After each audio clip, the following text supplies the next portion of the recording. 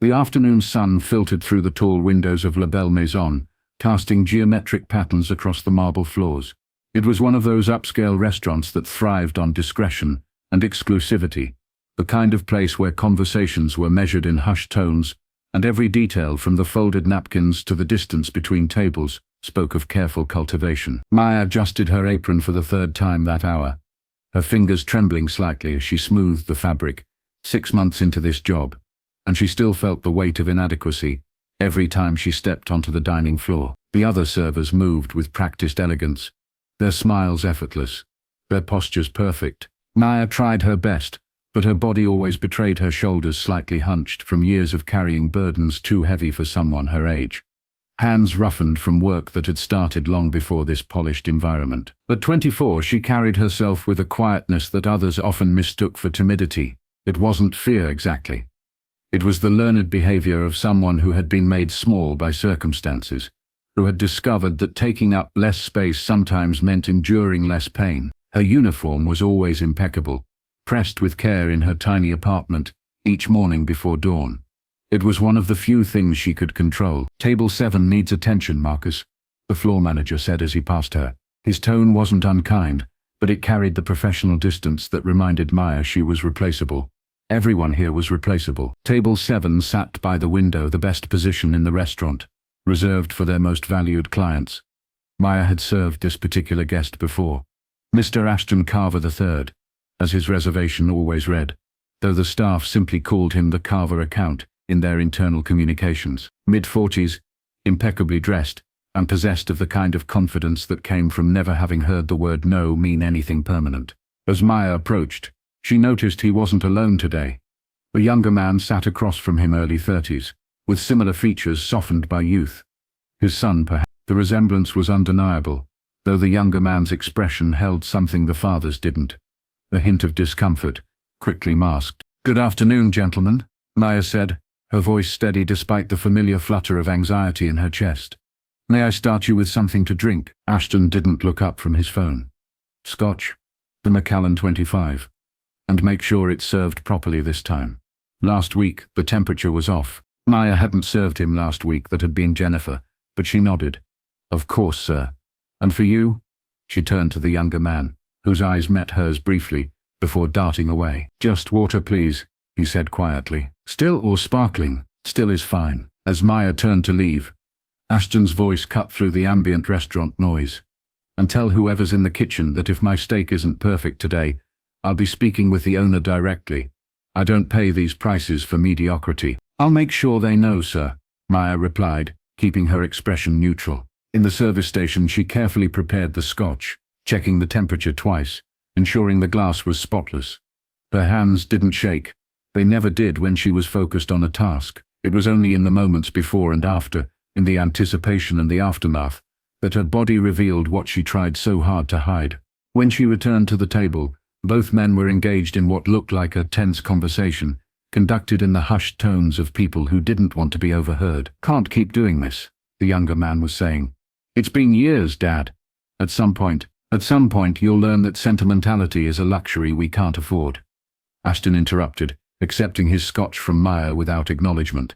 He lifted the glass, swirled it once, and took a sip. His face registered neither satisfaction nor displeasure.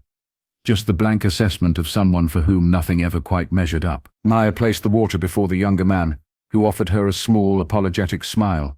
She returned it fractionally and stepped back, ready to recede into the background, as she'd been trained to do. "You," Ashton said, and it took Maya a moment to realize he was addressing her. "This is room temperature." She felt her stomach tighten. "Sir, that scotch is meant to be served at—" "I know what temperature it's meant to be served at," he said, his voice rising just enough to draw attention from nearby tables. "I also know when someone isn't listening. I specifically said the temperature was wrong last week." "I wasn't working last week, sir," Maya said carefully, keeping her tone respectful. "But I'd be happy to—" "I don't care who was working last week." He set the glass down with enough force to make the liquid slosh. "I care that you people can't seem to follow simple instructions. Do I need to explain to you what served properly means? Would that help? Should I use smaller words?" The condescension in his voice was like a physical weight. Maya felt her face grow warm, but she maintained her composure. Years of similar moments, different settings, different people, same underlying message had taught her how to absorb this kind of treatment, without crumbling visibly. "I apologize, sir. Let me bring you a fresh glass." "Don't bother," Ashton said, waving his hand dismissively. "Just stand there for a moment. I want to understand something."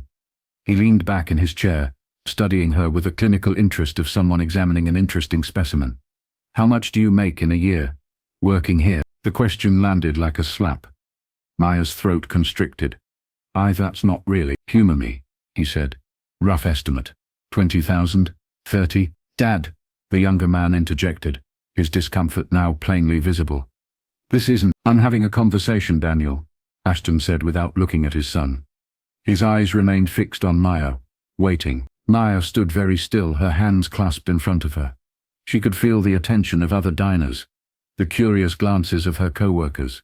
This moment would define something. She wasn't sure what yet, but she felt its significance like a change in air pressure before a storm. "I make enough to support myself, sir," she said quietly. "Barely, I imagine," Ashton continued.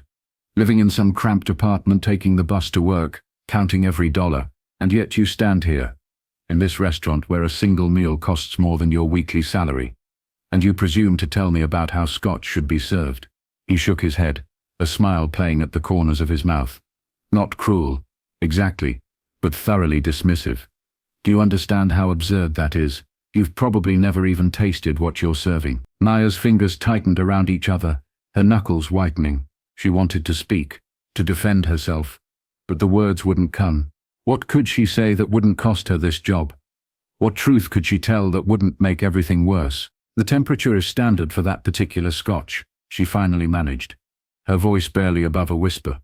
"I followed the restaurant's guidelines." "Guidelines?" Ashton repeated, as if the word itself amused him. "And did the guidelines explain the difference between what's adequate and what's excellent? Did they teach you the difference between serving someone and actually understanding what service means?" "I understand service very well, sir." "Do you?" He pulled out his wallet, extracted a $100 bill, and placed it on the table. "Tell you what, you can have this right now if you can correctly identify 3 wines on our menu by taste. Can't do it? Then maybe accept that some people actually know more than you, regardless of what your guidelines say." The restaurant had gone quiet. Not completely, there was still the soft clink of silverware, the murmur of other conversations, but quiet enough that Maya knew others were listening, watching. She felt exposed, pinned in place by the attention and by the impossible choice before her. "I don't drink, sir," she said finally, "so I wouldn't be able to identify them." "How convenient," Ashton said, returning the bill to his wallet. "Can't even defend your own competence. And this is who they hire to serve people who actually contribute something to the world." Daniel had his head down now, staring at his water glass as if it contained answers.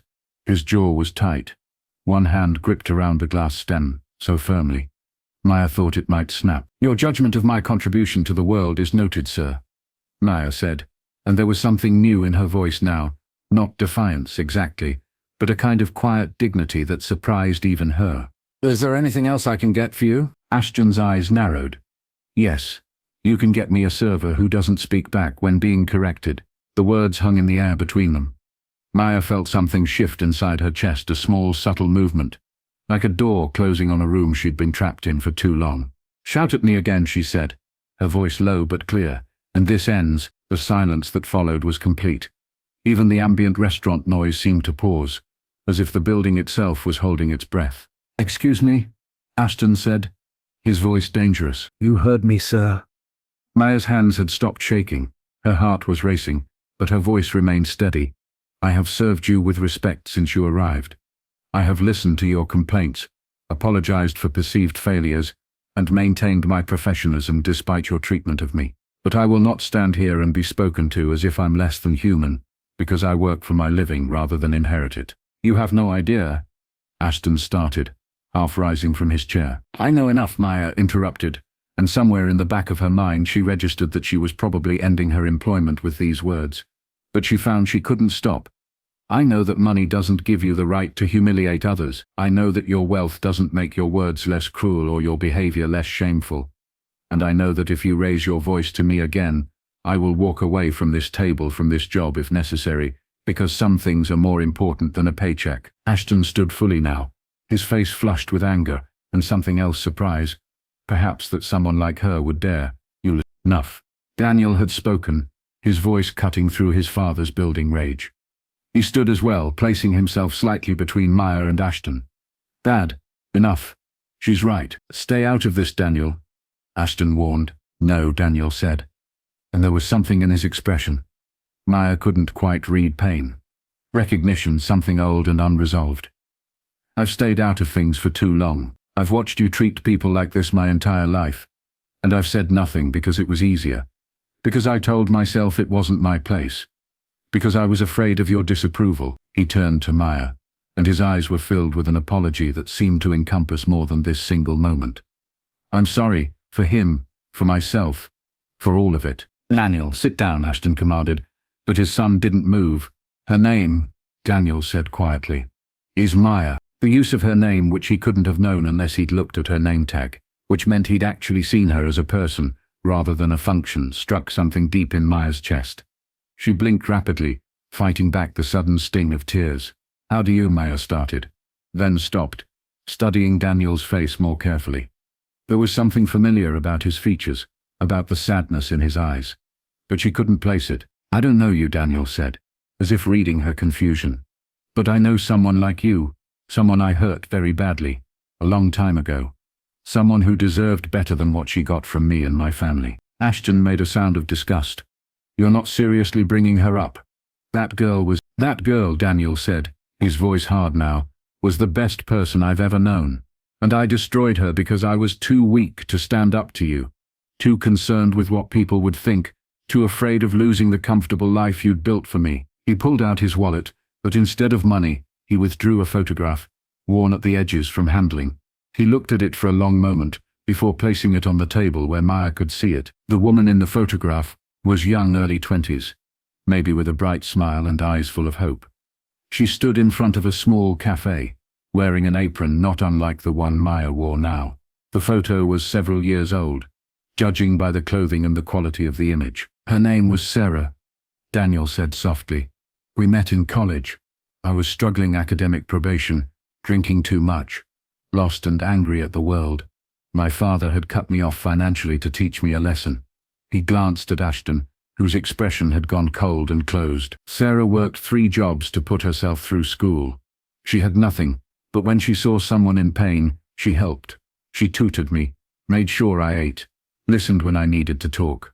She never asked for anything in return. Maya found herself drawn into the story despite her desire to simply leave this table, this restaurant, this entire situation behind. I fell in love with her, Daniel continued.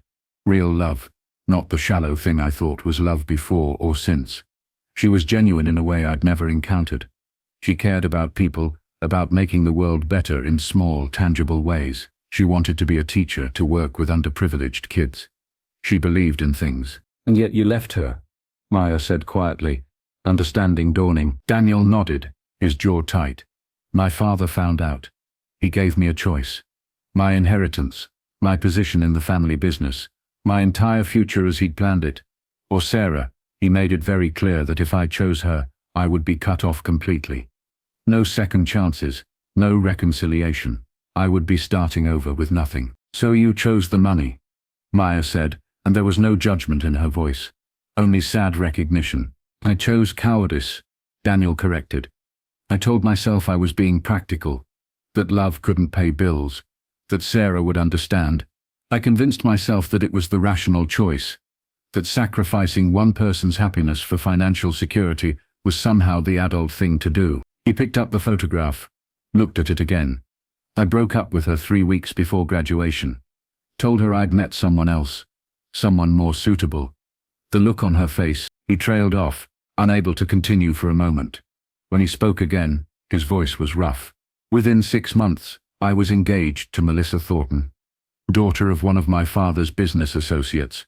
Appropriate background, appropriate connections. We married a year later, divorced 3 years after that, because it turned out that marriages built on appropriateness rather than love don't actually work. And Sarah? Maya asked, though part of her wasn't sure she wanted to know. I don't know, Daniel admitted. I tried to find her, to apologize, But she'd disappeared. No social media, no forwarding information, nothing. I heard from a mutual friend that she'd dropped out of school after we broke up, but something had broken in her. I destroyed her dreams because I was too weak to defend them. Ashton, who had been silent through his son's confession, finally spoke. This is absurdly sentimental, Daniel. That girl was a human being, Daniel cut him off, his voice sharp. A human being with dreams and feelings and worth that had nothing to do with her bank account. And you taught me to treat her as less than that. You taught me that money was more important than character, that status mattered more than integrity, that people could be measured by their financial statements rather than their hearts. He turned to Maya, and his eyes were wet. When I saw my father treating you the way he did, speaking to you as if your humanity was negotiable based on your income, I saw myself 7 years ago. I saw the choice I made, the person I became, and I realized that I'm still making that same choice every day. I stay silent. Every day I let him treat people like this without consequence. Maya didn't know what to say. This wasn't about her anymore. It was about something larger, older, a wound that had never properly healed. But she also recognized the truth in his words, the connection between her humiliation today and this unknown woman's pain years ago. Your apology, Maya said carefully, should go to Sarah, not to me. I'm not her proxy. I know, Daniel said. But I can at least make sure I don't repeat the pattern. I can at least stand up now, even if I didn't then. Ashton stood abruptly, his chair scraping against the floor. If you're quite finished with this dramatic display, I have actual business to attend to. Mally, he turned to her, and his expression was harder now. Defensive. I'll be speaking to your manager about your insubordination. No, Daniel said. You won't. I beg your pardon. I said you won't. Daniel's voice was calm but firm. Because if you do, I'll make sure everyone at the club, everyone in your social circle, everyone who matters to you knows exactly how you treat service workers. I'll tell them about this incident, and about every other time I've watched you humiliate people for the crime of having less money than you. And given that I'm now your business partner after the merger, I imagine my voice will carry some weight. It was a threat, barely veiled, and Maya watched the calculation flash across Ashton's face. The weighing of pride against pragmatism, ego against consequence. You would sabotage our family name over a waitress. Ashton said finally, his voice low and dangerous. I would defend basic human decency, Daniel replied. Something you taught me to ignore, and something I'm finally learning to value. Ashton stared at his son for a long moment. Then, at Maya, then back to Daniel. Without another word, he turned and walked out of the restaurant, his exit marked by the curious stares of other diners who had witnessed at least parts of the confrontation. Daniel stood there for a moment, then slowly sat back down. He looked exhausted, as if the confrontation had drained something vital from him. Maya remained standing, uncertain of what was expected now. You should probably go, Daniel said quietly. Take a break. Collect yourself. I'll handle things with your manager if there's any fallout. Why? Maya asked. Why did you do that? Daniel looked up at her, and in his eyes she saw genuine remorse, the kind that comes from years of carrying guilt. Because someone should have done it for Sarah. Because I should have done it for Sarah. And because you were right. Money doesn't give anyone the right to treat others as less than human. I just wish I'd learnt that lesson before it cost me the person I loved. Maya felt an unexpected surge of compassion for this man who had everything and nothing, who had made terrible choices, and was only now beginning to understand their weight. It's not too late, she said softly. To find her, to apologize, to try to make amends. Maybe, Daniel said, though his tone suggested he didn't quite believe it. But even if I can't fix what I broke, I can at least try to stop breaking new things. Starting with making sure my father doesn't ruin your life the way he helped me ruin hers. Maya nodded slowly. Thank you, she said, for standing up even if it took you a while to get there. Thank you, Daniel replied, for reminding me that courage matters more than comfort. Maya excused herself and walked to the staff area, her legs suddenly shaky as the adrenaline of the confrontation began to fade. She found Marcus waiting, his expression concerned. Are you all right? He asked. Several people heard what happened. I'm fine, Maya said, though she wasn't entirely sure that was true. Am I fired? Marcus hesitated, then shook his head. Mr. Carver's son, Daniel. He came to the back and spoke with the owner. Explained the situation. You're not in any trouble. In fact, he paused, looking almost amused. He left a $500 tip and a note asking that it be given specifically to you, along with an apology from the Carver family. Maya felt tears prick at her eyes, but she blinked them back. "I don't want his money," she said quietly. "It's yours regardless," Marcus replied.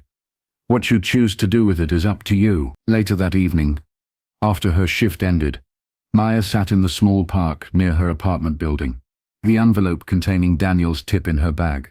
The sun was setting, painting the sky in shades of orange and pink, and for the first time in months, she felt something shift in her chest, not hope, exactly, but a recognition of her own worth that didn't depend on anyone else's validation. She thought about Sarah, the woman in the photograph, and wondered where she was now. Had she recovered from her heartbreak? Had she found a way to rebuild her dreams? Or had that moment of betrayal fundamentally altered the course of her life, closing doors that could never be reopened? Maya pulled out her phone and did something she'd been avoiding for weeks. She opened her banking app and looked at her savings account. The slow accumulation of dollars she'd been setting aside for nursing school, the dream she'd put on hold so many times she'd almost forgotten it was there. With Daniel's tip, she was closer than she'd been. Not there yet, but closer. She thought about the moral of what had happened today, trying to distill it into something clear and true. It wasn't simply that rich people could be cruel. She'd known that already. It wasn't even that standing up for yourself mattered, though it did. The real lesson, she realized, was more nuanced. It was about the corrupting nature of wealth, when it became the primary measure of human worth.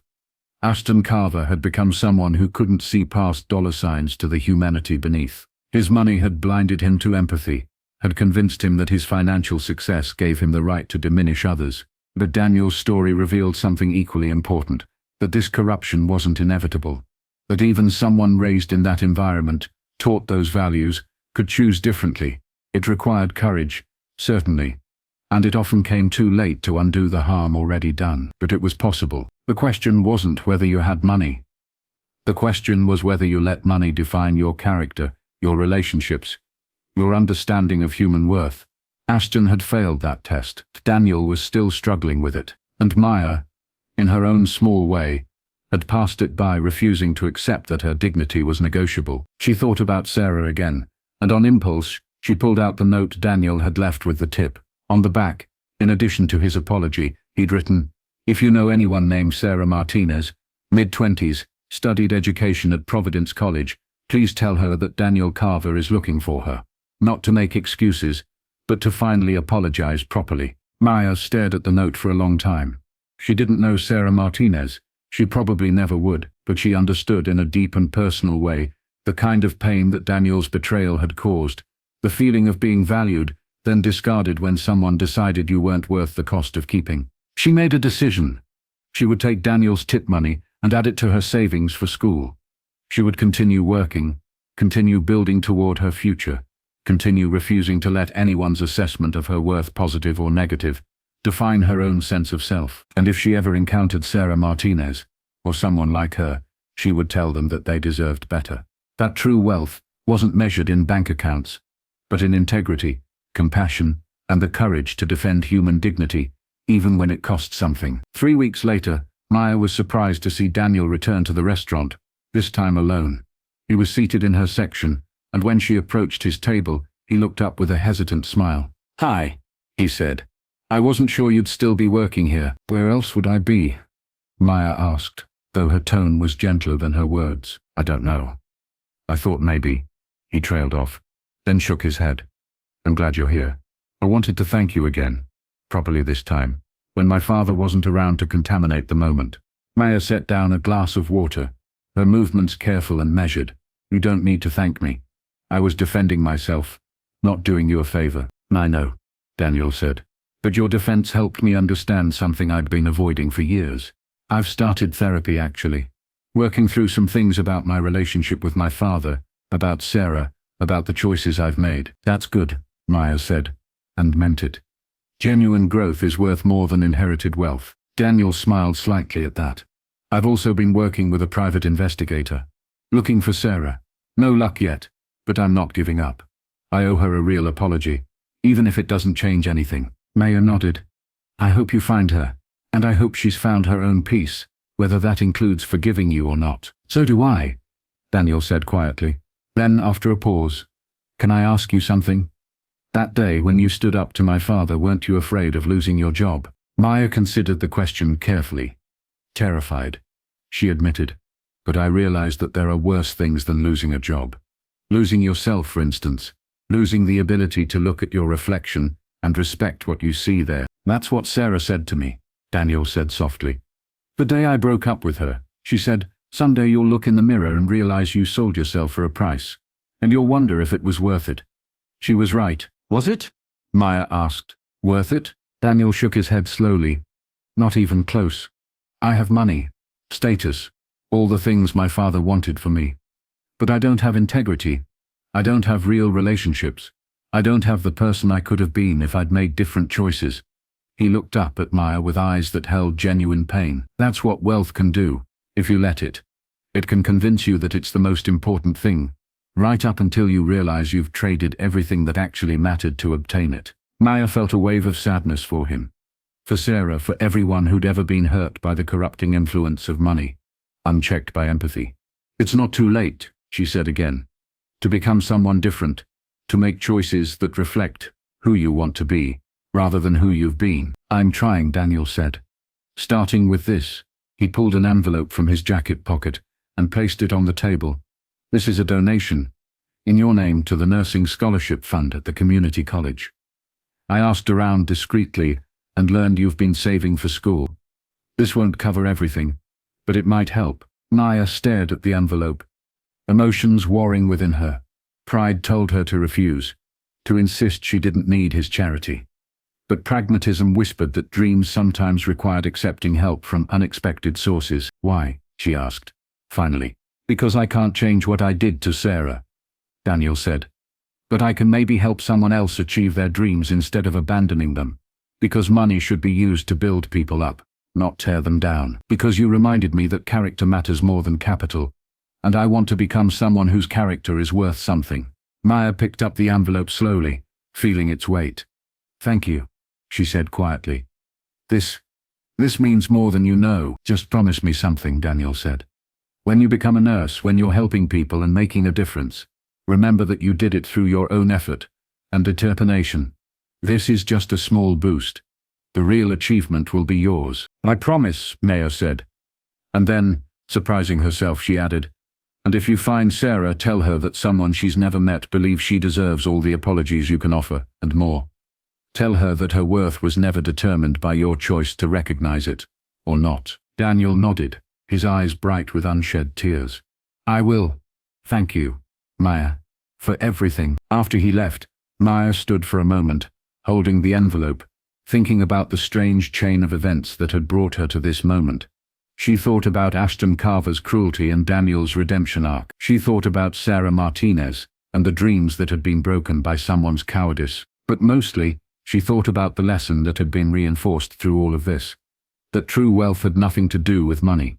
True wealth was measured in integrity, in compassion, in the courage to stand up for human dignity even when it cost something. Ashton Carver had millions, but he was poor in the ways that mattered.